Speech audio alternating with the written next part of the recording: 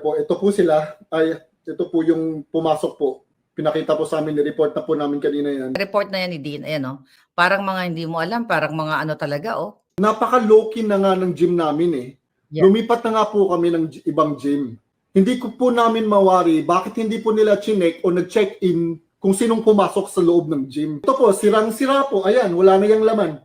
Wala na po yung laman. Upset na upset po kami, lalo na po si Mr. T. Kasi po natangay po yung ano niya, IDs niya, yung nilalaman po doon yung ano niya, yung address po niya, tapos yung burner phone po niya kasi nandun po yung lahat ng files, pati yung mga contacts ng mga client niya, pati yung phone number po ni Paulo Tantoco, andun po.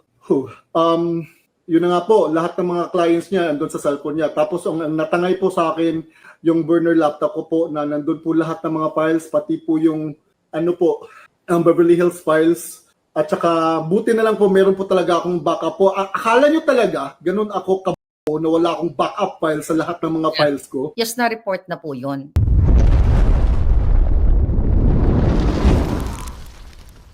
Na-report niya na. Na-report na rin ni Dean actually yung mga pangyayari yung tungkol sa Tantoco issue pa, maliban pa din kay Mr. T, na-report na namin yan sa FBI. Siyempre, dapat kami mag-ingat. Ako, ang dami kong mga pag-iingat, pero hindi ko pwedeng sabihin sa inyo kung ano yun. Hindi ko pwedeng sabihin, kasi siyempre, pinapanood tayo ng mga bangag, kung ano yung mga hakbang ko. Everyday, nag-iingat ako. Do you think nagpapakampante ako? It just so happens, sabi ko nga sa inyo, nakulang yung personality ko, sa kabila ng death threat, I have to enjoy life. Kasi isa sa mga bangag na yan, may death threat ka pala.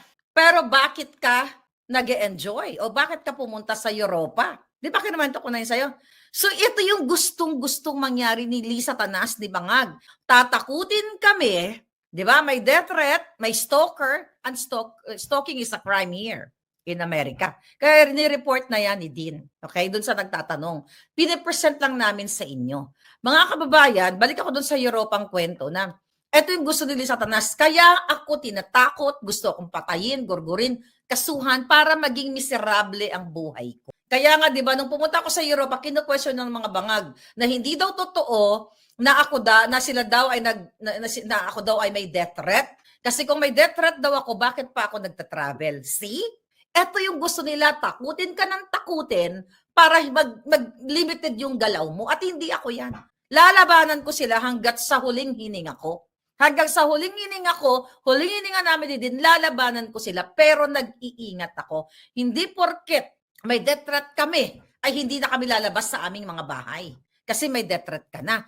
Yun ang gusto ng Barcos Bangag. Takutin si Marlica, takutin si Dean, mag-file ng mga proxy cases para limited ang galaw financially, psychologically, papatayin at mabuang kami. Pero nagkamali sila ng kinalaban. Hindi ganon si Maharlika. Di ba, nakita nyo, pa-travel-travel pa rin ako.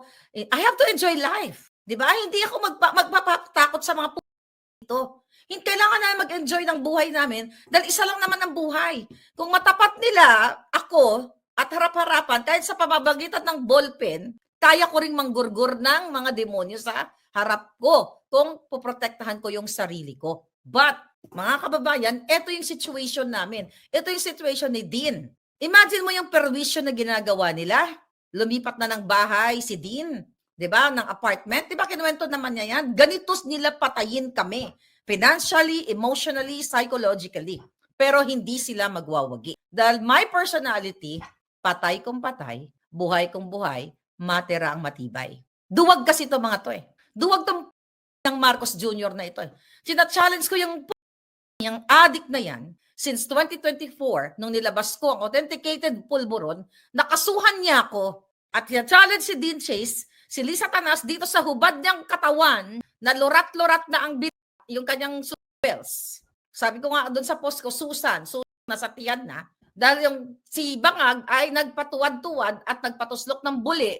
'Di ba? Ayan nga si Mr. T, okay? Na syempre takot din yan sa buhay niya na isinisilawalat sa inyo. Hindi kami siraulo na magsasalita ako, 'di ba? Nasa tama akong pag-iisip para gumawa ng kwento para ikapahamak ko. Walang taong gagawa ng kasinungalingan para limitahan ang kanyang mga galaw o lagi siyang nakahanda dahil anytime may manggugurguro sa kanya. Walang matinong tao, mga kababayan. Okay? Na magagawa ng kwento, gagawa ng AI video para ikapahamak niya. Kaya sabi ko nga hanggang sa huling hininga, lalabanan natin tong mga bangag na ito. Mamaya pupunta tayo kay General Pokis. So ito po yung situation with Dean Chase. Kami constant yung communication namin ni Dean. Doon po sa nanghingi ng video at nagsasabi na i-play natin sa YouTube. Hubad nga yun eh. The moment na pinlay namin yan sa YouTube o sa Facebook, tanggal ang mga account namin. You have to understand that. Okay? So, and I will respect Dean's decision dahil Mr. T, sila yun eh. Kaya nga sina-challenge ni Dean. Okay? Nakasuhan mo ako, bangag, Satanas, kung nagsisinungaling ako para sa korte ko i-present. Okay? Sa korte ko i-present itong video na ito. Di ba ang sabi nila sa akin? Si Maharlika ay gumawa, ay AI lang ito, ang video na nagpupulburon. I challenge them. 2024 pa. Ang nanakot sa akin, buong gobyerno ng mga bangag, DILG, PNP, AFP, mga senador na kasabwat nila, Office of the President kabangagan, nagpatinag ba ako? 2024, 2025, magto 2 years na. May kaso ba na isa kay Maharlika? Ang kinakalaban ko, presidenteng adik. Kung ito'y gawa-gawa lang ang pulburon at ito'y gawa-gawa lang ni Dean, itong mga video na ito, mabilis pa yan sila sa alas 4, gagamitin nila lahat ng powers nila to file cases against us kung ito ay kasinungalingan. It's been almost magto 2 years na sa July. Di ba? Nung sinindak nila ako, napapa-extract nila ako, ipapa-Interpol nila ako, lahat. Nireport ko na yan sila eh. Di ba? I hope makita na ni Lolo Trump padukot yan si katulad kay Maduro. Di ba? Marami daw mga video sites na pwedeng i-upload yung video. Okay? Pwede naman yon. Pero again, okay, whatever strategy ang ginagawa ni Dean, it's his strategy kung paano niya protektahan yung sarili niya or what. Kasi tandaan ninyo, doon kasi sa video, ang present doon, hindi lang naman si Lisa Tanas at saka si Bangag. Di ba, orgy nga yun? Nandoon din si Mr. T. Kailangan gagamitan namin ng utak yung laban. Kasi hindi ko naman pwede i-share sa inyo lahat. Buti sana kung tayo lang nag-uusap. Live tayo, napapanood tayo. Pati mga demonyo sa Malacanang pinapapanood tayo. Ang dami rin nag-message sa akin na nanghingi ng video na ito. Mag-antay lang kayo kung ano ang dapat, anong gagawin ni Dean. Paano ba niya, tatakpan ba niya mukha ni Mr. T or what? Ganyan-ganyan. So ito yung kapalit ng inaglalaban natin. Tapos ito kaya mag-isip-isip kayo yung mga taong naakala natin kakampi natin para kay PRRD. Ito din yung ang kanilang narrative is katulad din ng mga bangag. Kung meron daw death threat si Dean Chase at saka si Maharlika, bakit buhay pa daw kami? Kita niyo yung pang reasoning. Hindi porket may death threat ka, automatic pa ka na kagad. Ibig sabihin, tanga ka.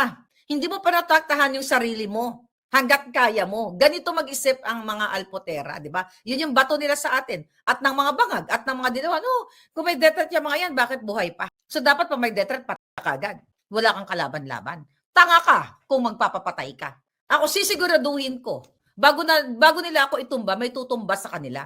Hindi po pwedeng ako lang ang tutumba. It's either sila at sisiguraduhin natin na magbabayad sila kahit saan mang paraan. Yun, mga palangga.